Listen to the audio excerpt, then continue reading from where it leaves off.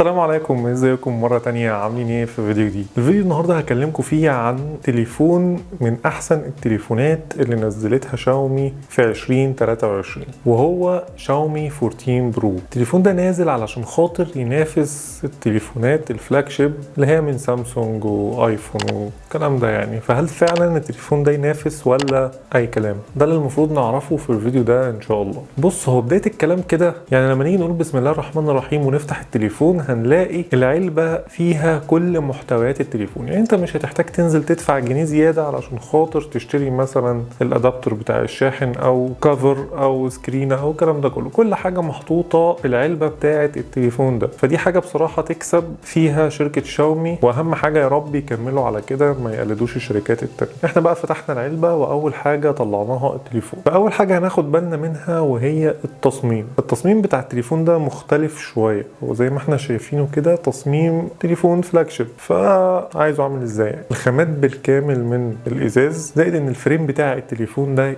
فريم معدني ومسطح شويه، تحس ان هو كده واخد نفس ستايل التليفون الايفون. وطبعا اول حاجه هناخد بالنا منها مربع الكاميرات او بروز الكاميرات. بروز الكاميرات كبير شويه، وده تحس ان هو ممكن يضر التليفون، بس شاومي عامله حسابها في الموضوع ده وحاطه لك جراب في العلبه زي ما قلت في اول الفيديو تقدر تتقري بيه الكلام ده كله. في بقى مشكله تانية هنواجهها في التصميم ده، الازاز بتاع الظهر. ازاز مصنفر وناعم وجميل، بس مشكلته ان هو بيجمع بصمات كتير وطبعا سهل يتخدش منك بسرعه، فطبعا الجراب برضو هيحل المشكله دي. نيجي بقى لوزن التليفون وزنه تقريبا 225 جرام زائد سمك 8.5 مللي، حاجه كبيره شويه بس فخامه. وطبعا الجميل ان التليفون ده مقاوم للماء والغبار بمعيار IP68. ولو جينا بقى قلبنا التليفون ده على الشاشه هنلاقي الجمال اللي احنا شايفينه ده. شاشه بصراحه قمه في الرعب، واخده بروز شويه بحيث ان هي تديك ايحاء ان في ايدجات، وهو اصلا في الحقيقه مفيش ايدج، بس الايدج معمول بطريقه صايعه كده علشان لما تيجي تمسك التليفون لمسك للشاشه ما يسمعش في الشاشه وانت بتمسكها. يعني ما اعرفش انتوا فاهمين قصدي ولا لا، بس يعني اكيد فاهمين يعني. فدي حاجه بصراحه انا شايفها صايعه قوي. الشاشه بقى جايه بحجم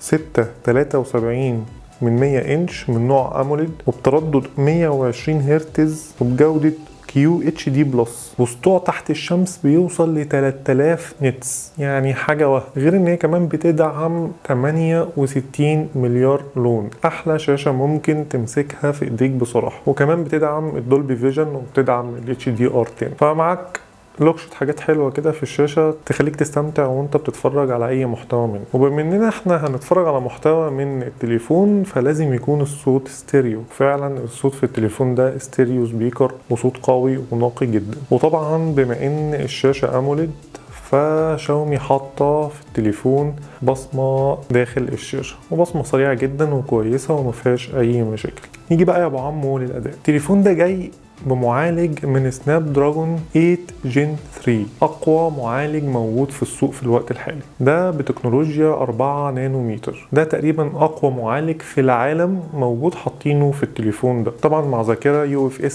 4. فدلوقتي انا مش هقول لك بقى اداء الالعاب والكلام ده، لا الكلام ده مش هينفع اتكلم فيه في التليفون ده دلوقتي. انا هقول لك على حاجه واحده بس، هل فعلا المعالج ده مأدي في التليفون ده؟ يعني ما ينفعش تحط مثلا موتور عربيه مرسيدس في عربيه 128، اكيد في حاجه غلط هتحصل.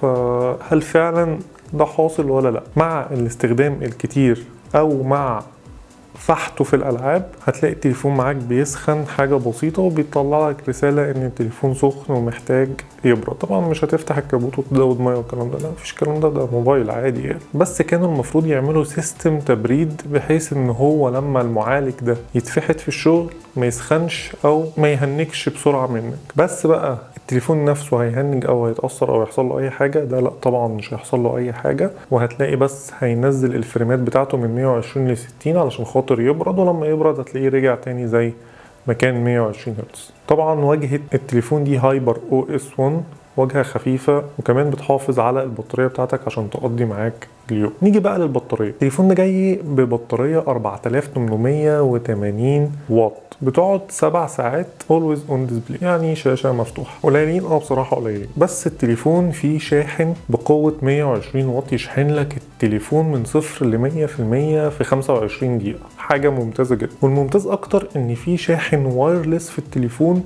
والممتاز اكتر ان هو بيدعم شاحن وايرلس بقوة 50 واط، وبيدعم الشاحن العكسي بقوة 10 واط. مش هتكلم كتير. نيجي بقى لنقطة الكاميرات. بصراحة التليفون ده ممتاز في الكاميرات بتاعته. فيه 3 كاميرات خلفية، ال3 كلها 50 ميجا بكسل، مع اختلاف طبعا فتحة العدسة. اول كاميرا معانا 50 ميجا بكسل دي بفتحة عدسة من 1.4 لحد 4. تقدر ان انت تتحكم في فتحة العدسة بتاعة التليفون ده. في اي صورة انت عايز تاخدها تقدر تتحكم في كمية الضوء اللي داخلة في العدسة الأساسية. حاجة ممتازة جدا بصراحة. تاني كاميرا معانا 50 ميجا بكسل، دي كاميرا علشان خاطر الزوم بتزوم لحد 3.2x، ده الزوم الحقيقي. انما الزوم الخاص بالسوفت وير لحد 70x، فالخاص بالسوفت وير ده لحد ما توصل 70x هتلاقي ان الصورة منغوشة شوية معاك. هو بصراحة مش منغوشة شوية، لا هتلاقي منغوشة كتير. الكاميرا التالتة دي عشان خاطر تصور لك تصوير واسع، وهي بفتحة عدسة 2.2. 3 كاميرات ممتازة بصراحة. والجميل برضو ان هم فيهم مثبت بصري حقيقي يثبت لك الصورة وانت شغال تصوير فيها. نيجي بقى للكاميرا السيلفي وهي 32 ميجا بكسل. دي بصراحة في تنازلات فيها شوية، يعني ما زلنا بنعاني في الكاميرا السيلفي بتاعة تليفون شاومي. تلاقي الصورة برضو مش خارجة من تليفون فلاجشيب، لا تحس ان هي صورة من تليفون عادي جدا فئة متوسطة. بس ال3 كاميرات الخلفية والكاميرا السيلفي بصراحة أبهروني في حاجة واحدة بس، وهي تصوير الفيديو. تصوير الفيديو في الكاميرات الأساسية لحد 8K، أما تصوير الفيديو في الكاميرا السيلفي بتتصور لحد 4K.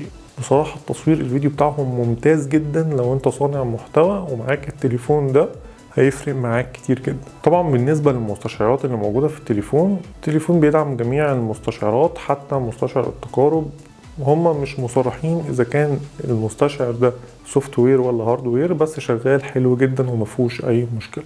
بالنسبه للNFC طبعا بيدعم الNFC. طب التليفون ده موجود في مصر دلوقتي؟ التليفون ده موجود في مصر، بس الاسعار بتاعته عاليه شويه. موجود منه نسختين، نسخة 256 جيجا ونسخة 512. النسخة 256 عاملة 42,000 جنيه، والنسخة 512 عاملة 45,000 جنيه. طيب هو سعره العالمي كام؟ سعره العالمي بيتراوح من 650 ل 700 دولار. لو حسبتها بالمصري مش هعرف احسبها لك علشان عارفين سعر الدولار مذبذب شوية. فكده اكون وصلت لاخر الفيديو، وان شاء الله اشوفكم في فيديو جديد. سلام.